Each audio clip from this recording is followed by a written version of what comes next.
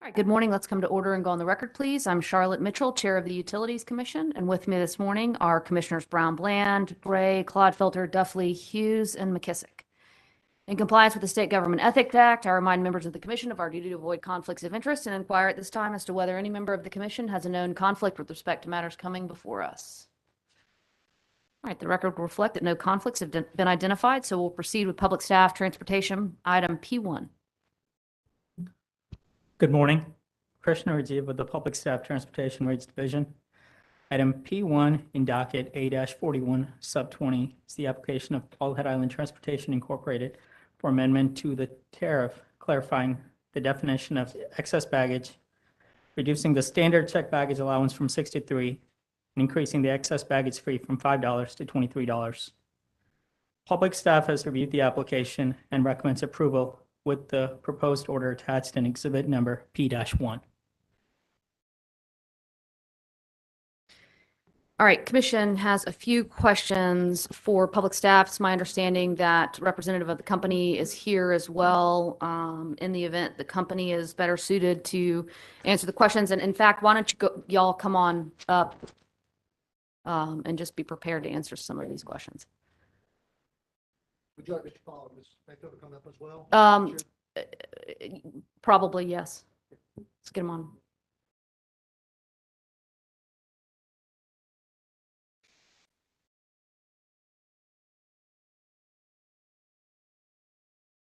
All right, Mr. Stiers, just for the record, would you go ahead and... Certainly. My name is Gray Stiers of the law firm of Fox Rothschild, and it's my honor this morning to represent Bald Head Island Limited and its subsidiary Bald Head Island Transportation. And you have with you... Oh, and I have with me Mr. Chad Paul, who is, excuse me. I have with me Mr. Chad Paul, who is the CEO of Bald Head Island Limited, and Ms. Shirley Mayfield, who is the Chief Financial Officer of Bald Head Island Limited. All right. Well, good morning, everybody. Commission has a few questions, and I'll ask those questions, and I'll check in with my colleagues to see if they have any additional questions. Reading through the materials in the record on this one, we're curious what analysis has been done to verify the company's expectation that the requested changes in fee amounts will be revenue neutral? Glad to answer that question, Chair Mitchell. Just by way of backgrounds, the commissioners may not realize that we implemented significant changes and implemented the excess baggage fee for the first time in 2012. There's a fair amount of, what shall we say, concern on the island about imposing that fee. There were stakeholders meetings on the island, moderated by Ms. Downey of the public staff, and a lot of concern expressed before the current fee was instituted at $5. In the last 6 years, at $5 per excess ticket fee, in 2015, there were 8 tickets sold for a total of $40. In 2017, there were 3 tickets sold for a total of $15. And in 2021, there were 5 tickets sold for a total of $25 for a operation which has over $1 million in revenue. So given our experience, what we realized after 2012 is that if we educate our ridership well, and so they know exactly what the expectations are, they know how to pack in advance, they realize what the rules are, they will comply with those, they will not purchase excess tickets, they will comply with those rules, and in fact, there'll be no controversy or complaints or concerns about those baggage rules, notwithstanding the concerns that were expressed in 2012 when we went through this process. So, that's the historical experience of the fact that folks have adapted and not purchased excess baggage tickets at all, quite frankly, demonstrates the flexibility of the ridership to comply with the rules.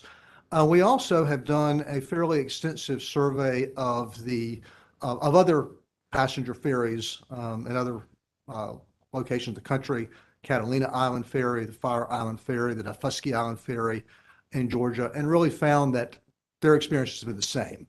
that they set forth clear rules that are on their website. Their passengers and riders know that they have limits on baggage. And I also have found that riders comply with those without any problems. So both our own experience as well as surveying other ferry operations around the country led us to believe that there would be no revenue coming from this. Okay.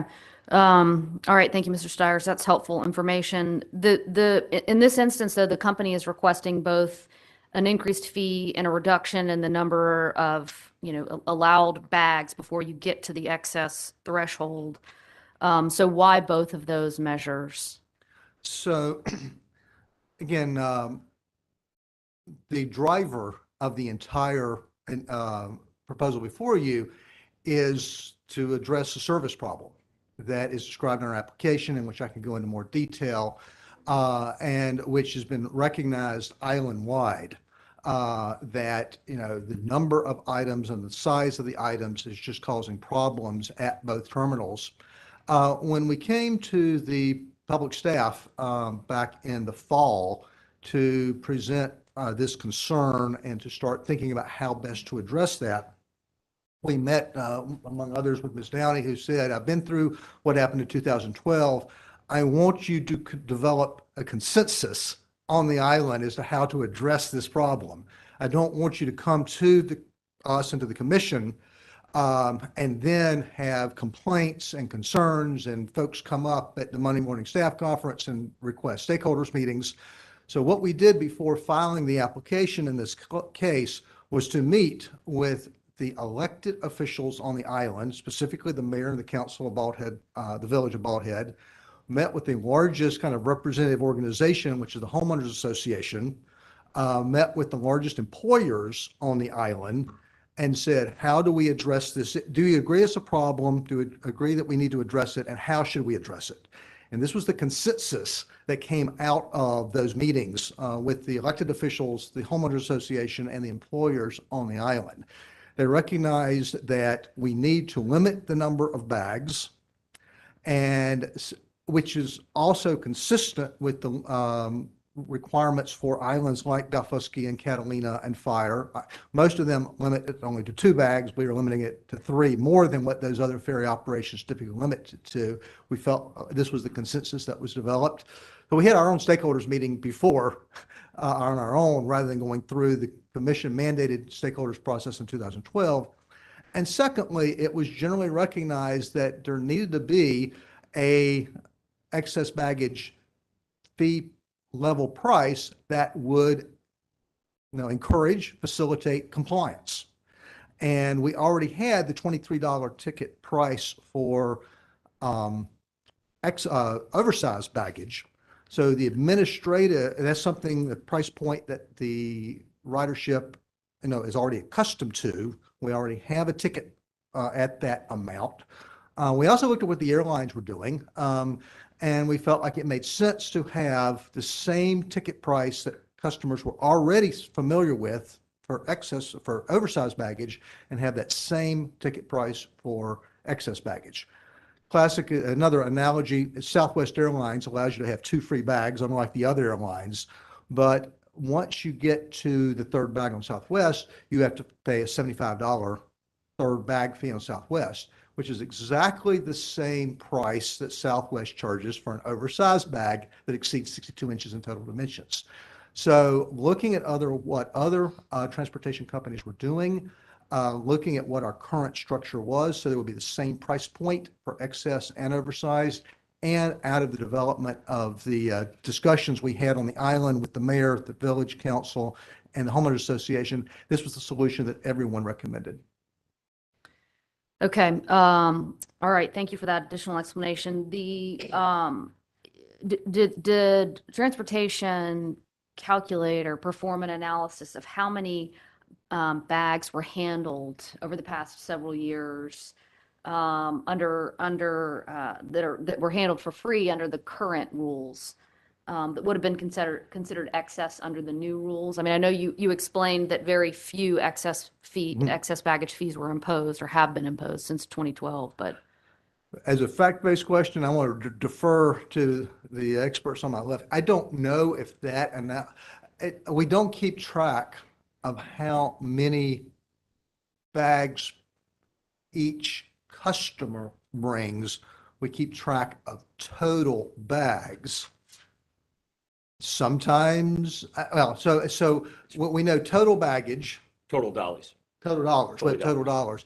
But we've never done an analysis because if you're loading a ferry with 100 passengers and you got 150 bags, 200 bags, we don't know which passengers may have brought 2 and which passengers may have brought 8. I don't think there's been that analysis. So let's also step back, Sharon Mitchell. So one of the driving forces behind this is to move to electronic ticketing.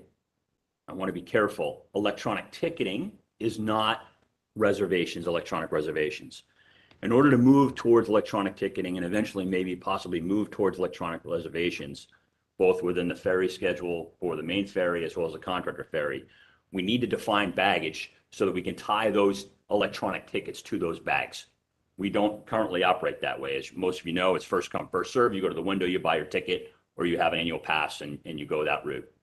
We do not today, people present their bags. We've got a tag on there, who they are, phone number, where they're going on the island. That's part of the process. That goes. We do not keep track of the number of bags. We keep track of the number of dollies.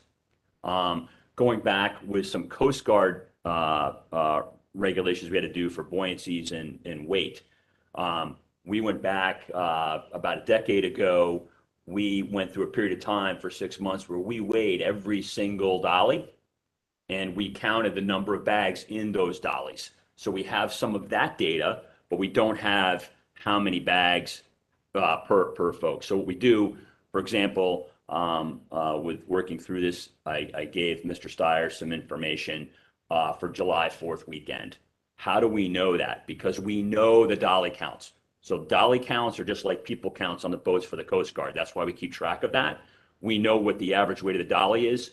So over that 3-day period of time, we transported 1.2 million pounds of luggage, which would, on the data side, say that's 13,000 pieces. So that's part of the backdrop, is that to move towards some kind of electronic ticketing, to move to that reservation, we need to work with this. The other item that I bring up within the context of that whole piece there is the system has an upper terminal that designs, if you've been to Bald, it has an upper terminal that was designed by Siemens. It's very similar to the conveyors and the items that you see in the airport for baggage. The problem is that was designed at a time where we didn't need to have a baggage definition, because we were only transporting, when we had the rate case, we had, I think, about 265,000 or so passengers. You know, we crossed 370,000 passengers last year. Well, 370,000 passengers, roughly 3 to 4 people traveling at a time, bringing 6 bags. That's 24 pieces of luggage being jammed down that system to catch that next boat. And we're running half-hour boats. It's just not possible with that volume of baggage to go, to make that work. So we've had to make modifications there. So it's kind of we're coming at this from several different angles on where we can go.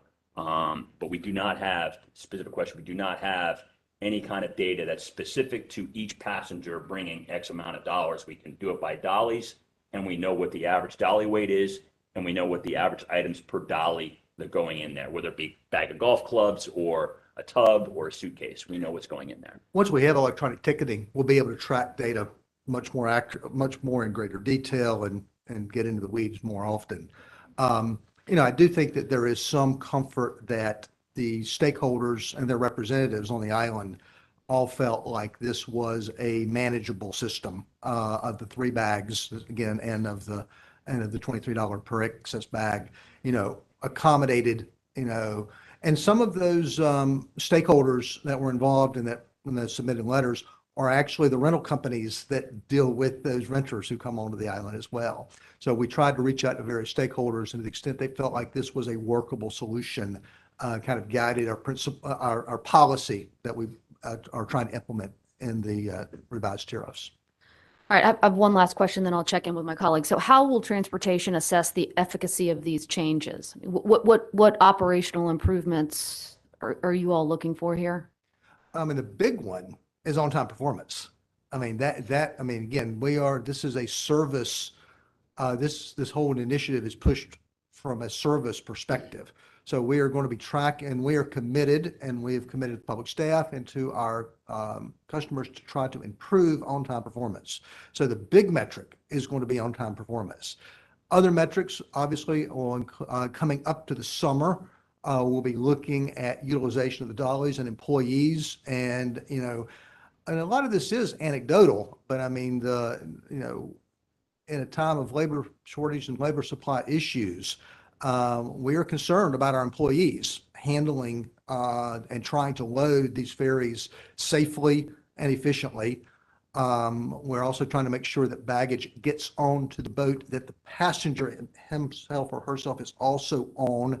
And we've recognized the problems in the past. So we'll be looking at again, from our employees, how they're handling it. Are we able to get on time? Are they able to manage the amount of luggage within the turn at the terminal? And are we able to get the bags on the same ferry as the passengers? So those will be some of the major metrics. All right, looks like Mr. Paul has something to add. For the first time, so we worked with staff and the commission to move back to full passenger loads last March. So prior to then, we had our restrictions in the number of passengers. So we went to full passenger loads in March. Last summer was the first time that we ran bump baggage boats. So commission members here are aware of that. Sometimes we have more than 150 passengers, we bump a boat, we either bring another boat in or they wait for the next half-hour boat. Last summer, we ran boats just because we had too much baggage relative to the 150 passengers on that boat. And think of the logistics downstream. We have this tram operation that's tied to the ferry on the island. Now we've got people that arrive. They've got their bags, some of their bags. They don't have their others. They're going to their house. Now we've got to figure out logistically to bring the tram back around. Ms. Mayfield and I always have a year-end meeting with all the summer folks, and I remember the gentleman who's at ECU, he said, I've got a great one for you. We're finding more renters on Bald Head during this time. If you recall, a tram can carry 12 people, and then it has the truck where all the luggage goes in. This gentleman that weekend, it was the weekend of Memorial Day, or excuse me, Labor Day. He had transported 12 people to a 2-bedroom condo.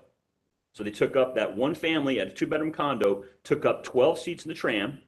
He fully loaded all of their luggage, dropped them off, and had to come back because those 12 people had more luggage than they could fit in one go.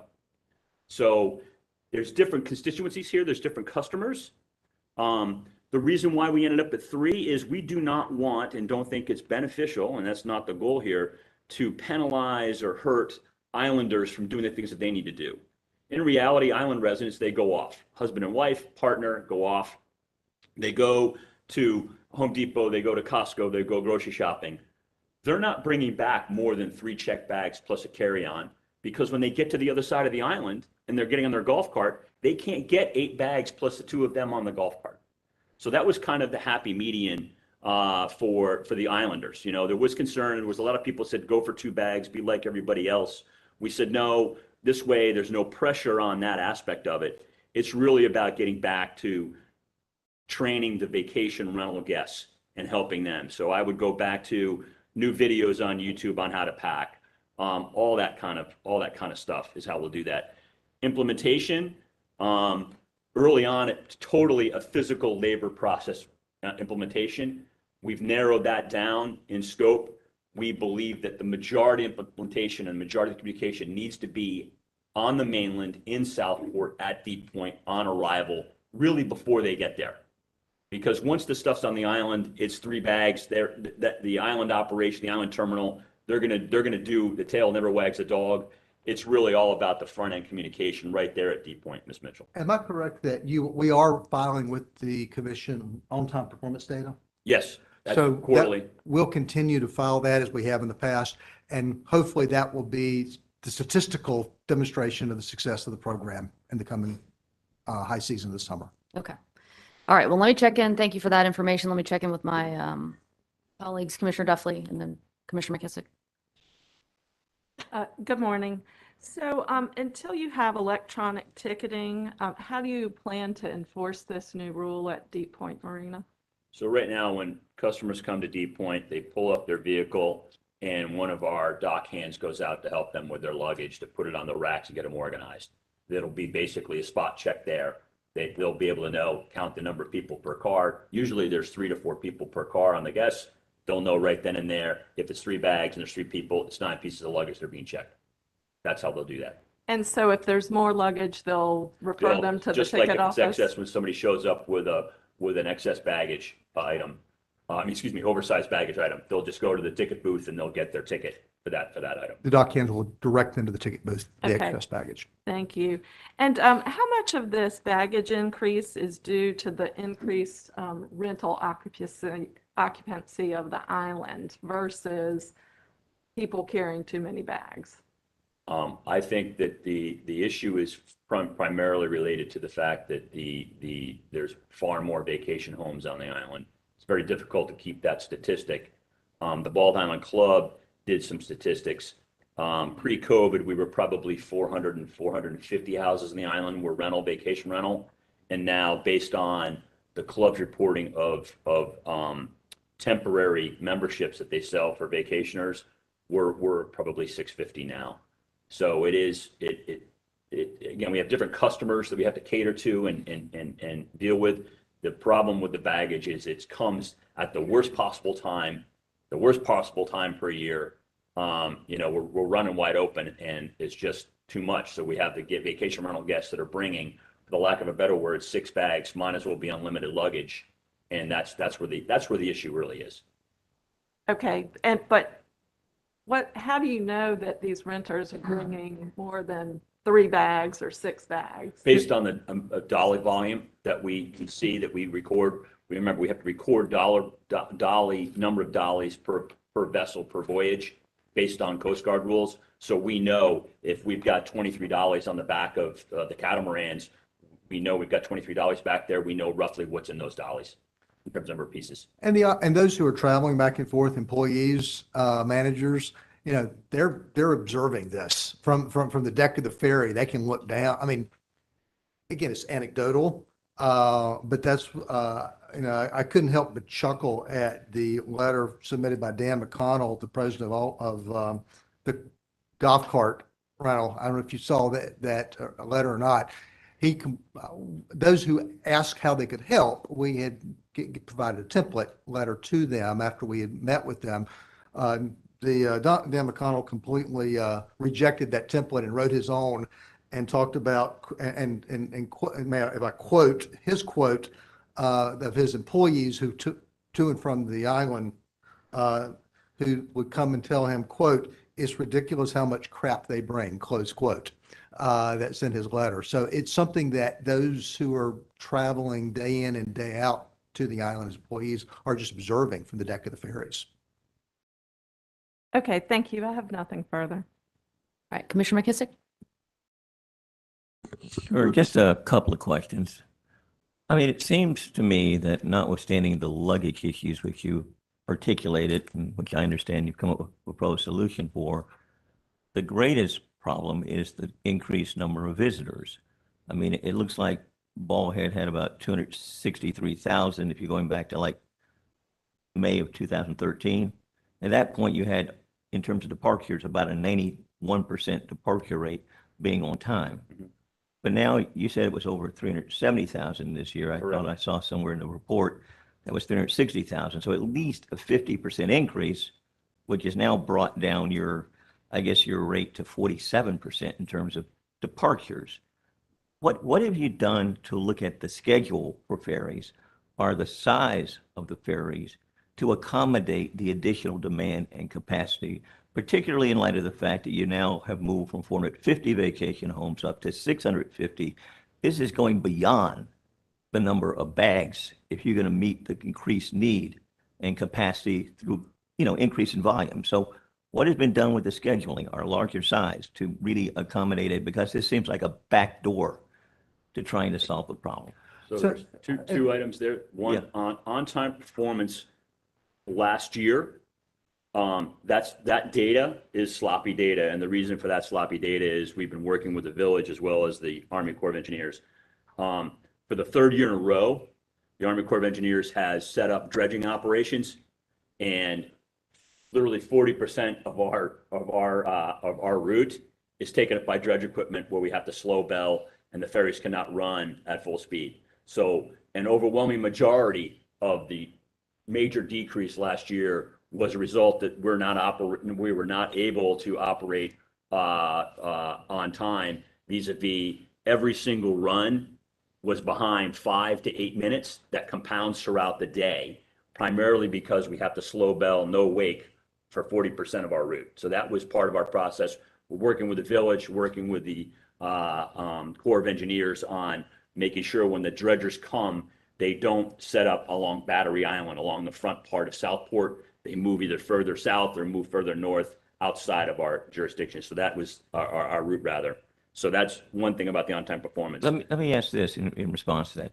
When will that dredging operation, when is it anticipated it's going to be completed? So I assume it's not ongoing. yeah, well, the problem has been is that normally we deal with that between Baldwin Island, Oak Island, and others once every 3 years. We have now dealt with it 3 years in a row. So it could be forever. That's why we went ahead and utilized the Coast Guard to say, look, this is a real problem for us. It's a real problem for the island. We've got the constituents there to have them relocate their dredge material and not lay it in the middle of our route. So So if it's likely to be ongoing and we don't know when that might end, would that not therefore get back to my original question about dealing with the size of the capacity of the ferries in terms of passenger capacity, luggage capacity, and likewise frequency of departures? frequency departures, and I think also schedule time of departures. So right now, we run 30-minute boats every 30 minutes. I would suggest that when the operation moved from Indigo in 2009 to Deeppoint, that added about 7 to 8 minutes per voyage. And keeping a 30-minute schedule has been a stretch since the day that that's happened. So would I envision working collaboratively with the village and public staff about making it maybe a 45-minute schedule and adding some runs and adding some boats? We can do that. So remember, we have 2 terminals. We could easily be running 2 boats on the hour and 1 boat on the half. If we needed to add more vessels to add more capacity to do that, that can be done. But I think that would need to be done in conjunction with electronic reservations, in conjunction with looking at the time that we are allowing ourselves, with the fact that we don't really have the slack capacity. Frankly, the folks that have been around this for a lot longer than I have, to include Ms. Mayfield, would suggest back when we were running 250,000 passengers, that could be done in our sleep. There was so much extra slack capacity within the construct of what had been designed 30 years ago, it wasn't a problem. What now it is, I would suggest it's not linear either, Mr. McKay. I think you've hit the nail on the head. It's rather a stair step, so you're on the tread for a long period of time, and then you hit the riser. I think we hit the riser probably at about 365,000 passengers.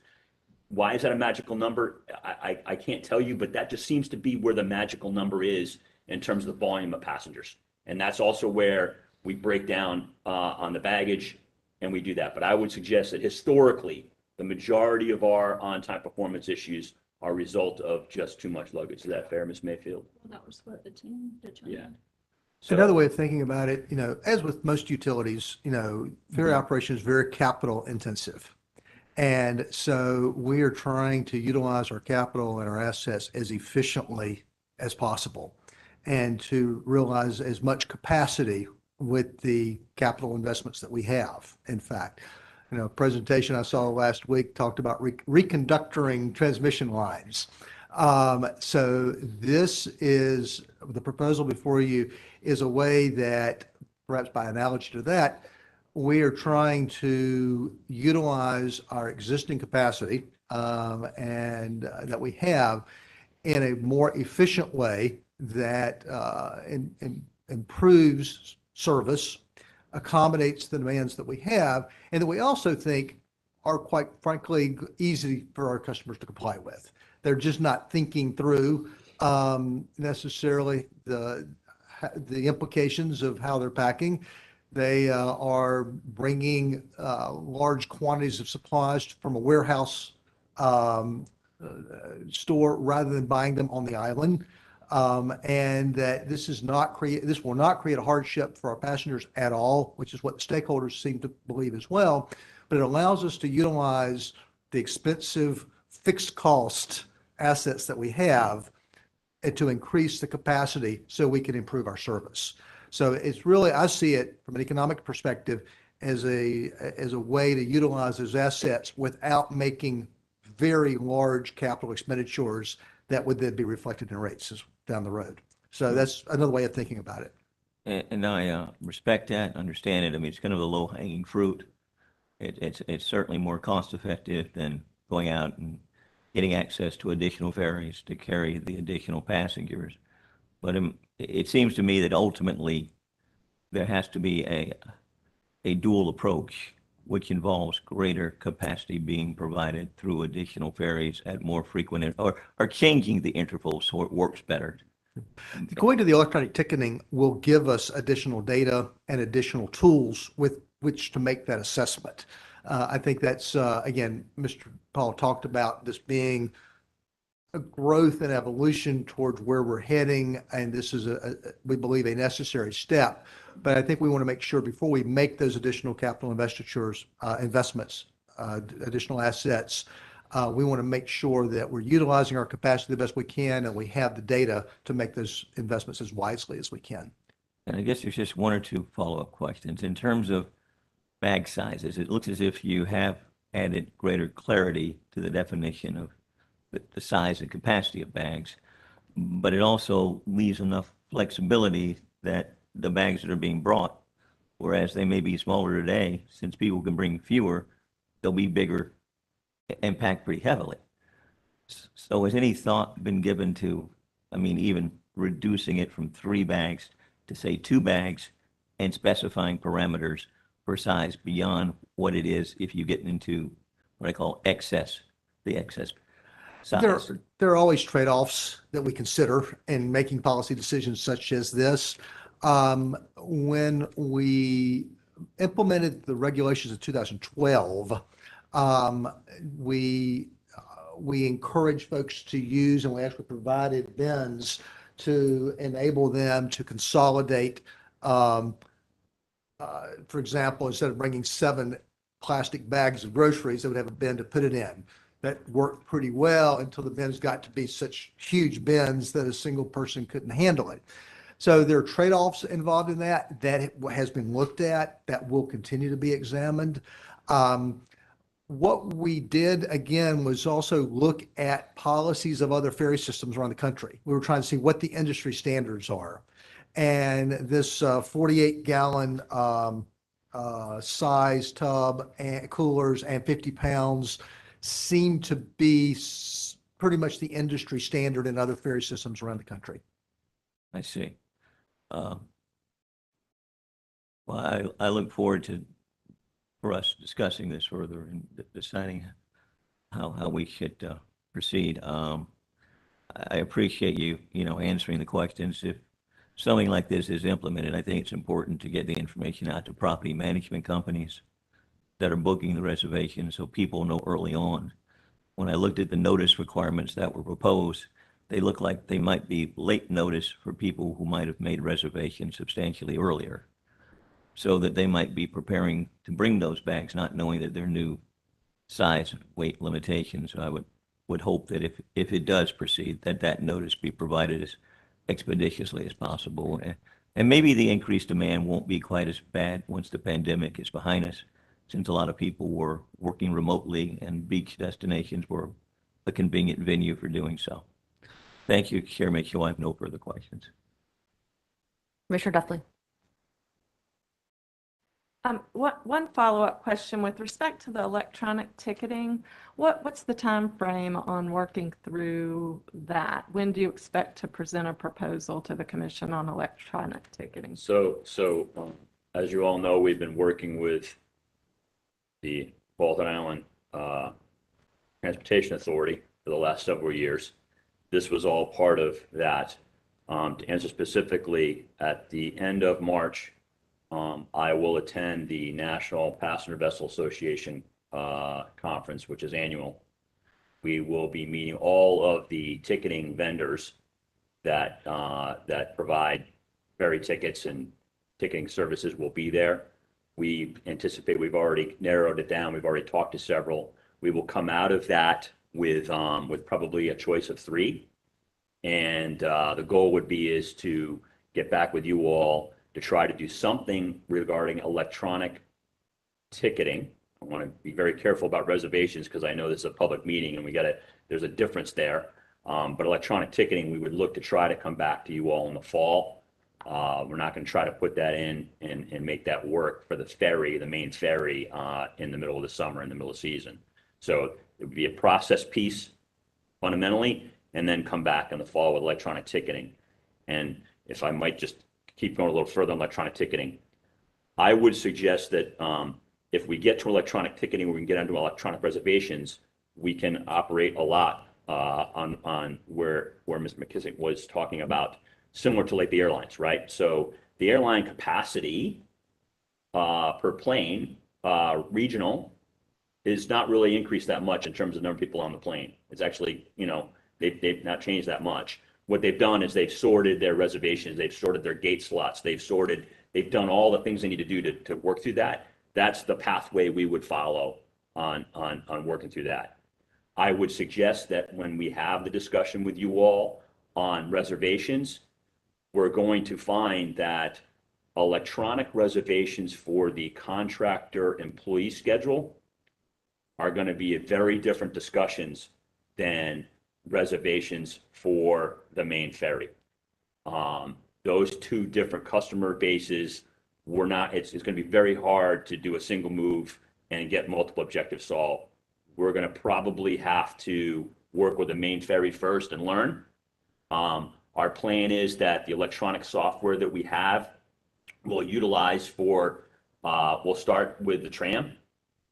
And we already have a software program to book tram reservations, but we'll go there and learn there and skin our knees and make our mistakes there before we drop it right on the main ferry. And then before we drop it into the contractor employee schedule. This has been a topic of discussion with the Baldwin Island Transportation Authority Board for the past year or 2. And we were planning and hoping to be able to have that as part of their implementation of the ownership if that were to occur. But obviously any change to that magnitude needs to occur during the off season, quite frankly. Because as Commissioner McKissick pointed out, education and information is so key for the smooth implementation of these measures. And I will say, we tried to put everything in the application and in the order that we could think of for timely notice and information. But if the commissioners would like us to add additional notifications or notice processes, we are absolutely open to that, because we feel like that is of vital importance implementing any change, and it's important. And one reason we're not asking for this to be approved today and implemented next week. We wanted to get it approved as soon as we could, and so we knew that there was going to be no opposition far enough in advance. We had targeted April 1st, would still like to do that, but if the commission wanted for it to be April 15th or May 1st, that's something we got to also consider. Thank you. There's a rumor floating around that BHIT is seeking a buyer. Is there any truth to that? We'd rather not comment on that, Commissioner Gray. I appreciate your question. We have been the legislature passed a section of 160A to create the Baldwin Island Authority to purchase the ferry, and we have been in negotiations with them publicly. It's well known for now 3 years. There's been a lot of public information about the fact that the Local Government Commission has not placed the bond offering on their agenda, and that's a known public fact. It's also known that Mr. Mitchell, George Mitchell passed away a number of years ago. So ultimately, the assets are in the hands of his estate, and they have created one of the country's largest endowments and are working to liquidate the assets of the estate to help fund, in part, to fund that endowment. So all of that is public information that I'm glad to share with you. What steps may be taken as a result of what I've just communicated as public information may or may not come before the commission. So to the extent that it is something that you may be asked to consider, and in fact, there's already been one filing that has been made last week speculating as well, I think it would be prudent for us to not directly comment on that. If I may defer from that, directly answering that question at this time. Chair Mitchell, I move that this agenda item be taken to executive conference. Second. All right, questions or discussion? All in favor of the motion indicate with an eye. Anyone opposed? All right, motion carries. Thank you very All much. right, thank you all. Appreciate your time this morning. All right, commission has before us our minutes of the February 7th staff conference for approval. I'll take a motion. Questions or discussion? All right, all in favor of approving the minutes indicate with an eye. Is there anyone opposed? All right, February 7th minutes are approved. Just checking in, any additional business for the commission this morning before we adjourn?